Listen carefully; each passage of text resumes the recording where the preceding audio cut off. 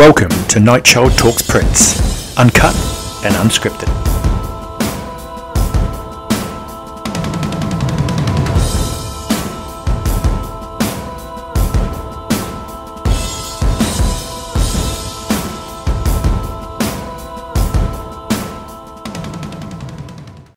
Welcome to NightChild Talks Prince Uncut. Now, this is not the first episode. This is just a little hors d'oeuvre. The first episode will be coming in the next few days. This podcast is about Prince, and it just so happened with the perfect timing of today that we found out that the Prince estate has announced certain details about Paisley Park's yearly celebration of Prince. Now, the first thing to note is the date. It's June the 20th to the 24th, 2024. So for those that need to book that, that's June the 20th to the 24th, 2024. Now, I'm going to read you some of the parts from the Prince website. It's obviously worth checking out the paisleypark.com website for full details, but there's some tantalising early signs of what to expect. And it seems this year, the 40th anniversary of Purple Rain, they're pulling out quite a few stops. And the press release basically reads as follows. In honour of the 40th anniversary of Purple Rain, all guests will experience world-class music, celebrity panels, exclusive concert footage, multiple activations in downtown Minneapolis, and a newly curated Paisley Park tour. For the first time ever, we are offering early bird pricing for a limited number of Celebration 2024 tickets. This is your opportunity to get tickets at a reduced rate prior to the panelist and performance announcement coming on April the 18th, at which time ticket prices will be increased. Ticket purchasers will also receive a 20% discount on the prince.com store. Now, it's interesting. They're obviously putting out a lot of stops. They want a lot of engagement with this, and this is the interesting aspect of it, what they're looking to provide. Now, I'm going to be reading from the VIP early bird special, which costs, I hope you're sitting down and you've saved your purple pennies, $1,200. That's $1,200. This is the VIP package. Now, obviously, you can have the general admission package. That's $600 under the early bird special. Obviously, there are less included in that. However, in the VIP package, this is what the Prince Estate are going to be offering fans.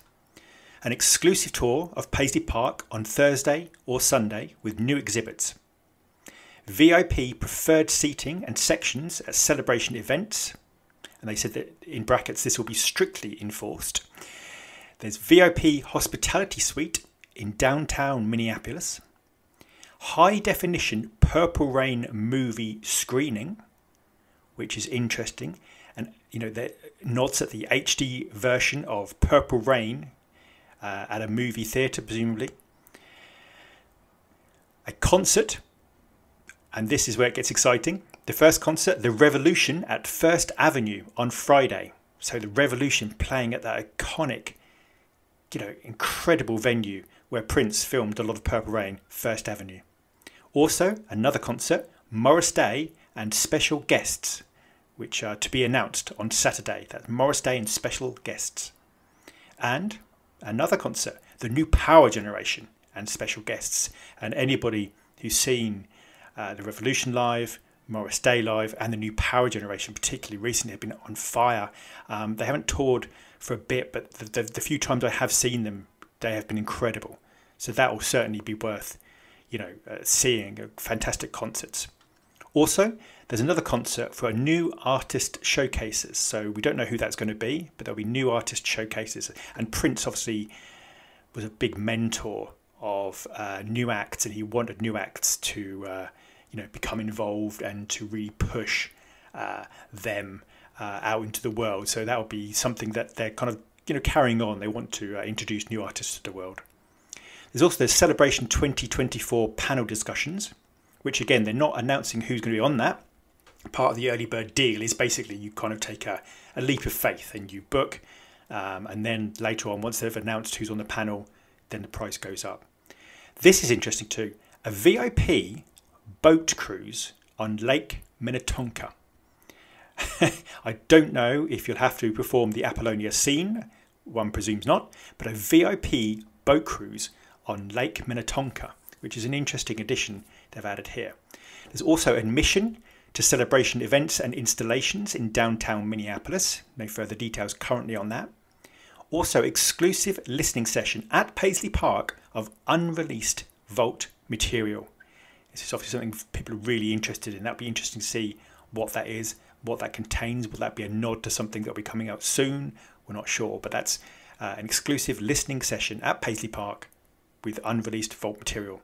You'll also receive exclusive VIP merchandise and first access to all celebration merchandise. So you'll have first dibs on any celebration merchandise. You'll also get an exclusive VIP lunch on Thursday, an exclusive gospel brunch on Sunday, an exclusive VIP panel and question and answer session also. You'll also get an unreleased exclusive concert footage. So that's interesting. Exclusive unreleased concert footage. Musical performances, a DJ dance party, a Prince mural block party, and more to come. So that's interesting. That's the VIP package, as we mentioned. The general admission package, you get less. You get the admission to the celebration events and installations in downtown Minneapolis, the Purple Rain HD screening, the Revolution concert, Morris Day concert, New Power Generation concert, and the New Artist showcase. You get the panel discussion, the unreleased concert footage, musical performances, the DJ dance party, the mural block party, and a general admission lounge in downtown Minneapolis and a general admission tour at Paisley Park. But this is interesting. Obviously, it's been an interesting year because there's been a lot of flux in the estate. This is stuff we're going to get into about the certain lawsuits and various things going on. But this is a big year for the Prince estate. This is Purple Rain 40 years. Obviously, it's also lots of different albums have their anniversaries too. You think of the Come album or Musicology, so there's lots of albums as well. But Purple Rain is really being promoted here. We're talking about, the Purple Rain musical, which we'll discuss at another time. We're talking about possibly, although it hasn't officially been announced, a Purple Rain Super Deluxe. We've obviously had a deluxe and various incantations, so I could even say, of Purple Rain. But this has to be, for a lot of people, the definitive package. If they're going to release one this year, this has to be something that makes you think, wow, this is the final word almost, if you like. Not that there'll ever be a final word on Purple Rain, but this has to be something that really blows your socks off. Something with unreleased footage of the movie, something with all the people who are involved in the Purple Rain movie, Des Dickerson, songs from The Times, Apollonia, etc., unreleased tracks, songs, including Jill Jones, and just basically getting everything out there to do with Purple Rain. A different concert perhaps from Syracuse, because we have seen Syracuse a fair amount. So there's so much that is resting on this. This year, possibly, we may see the Netflix documentary, which I believe could potentially shape the narrative of Prince for the next 5-10 years. I really think it could be key if it's done right. And it could be key, sadly, if it isn't done right. And there's lots of controversy and problems about that at the moment, which we'll get into at another time. But just in terms of this, a lot of people have been to celebrations over the years. They've met so many Prince fans. There's been times when, incredible things have happened. There's also been a lot of feedback from the Prince community about how you could improve celebration, how you could make these things better.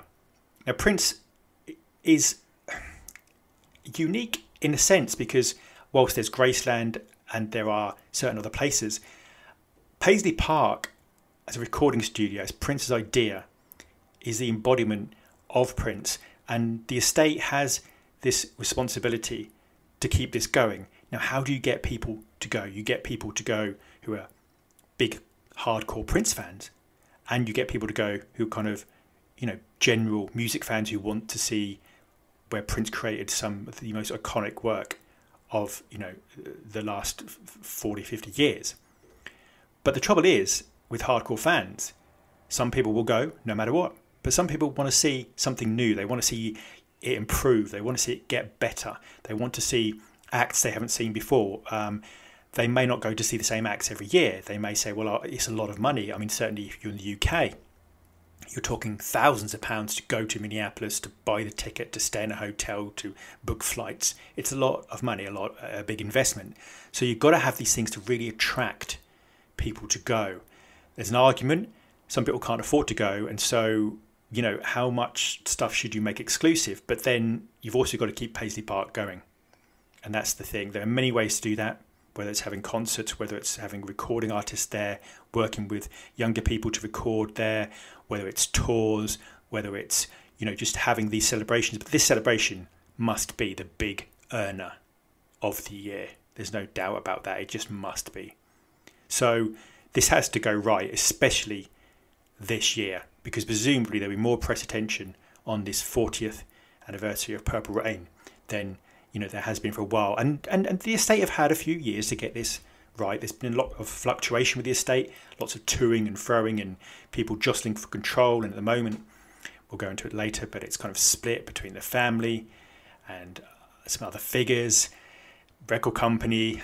You've got Londell, Charles Spicer. There's lots of kind of parties trying to make this all work. And this is crucial in a sense, because the one thing I think Prince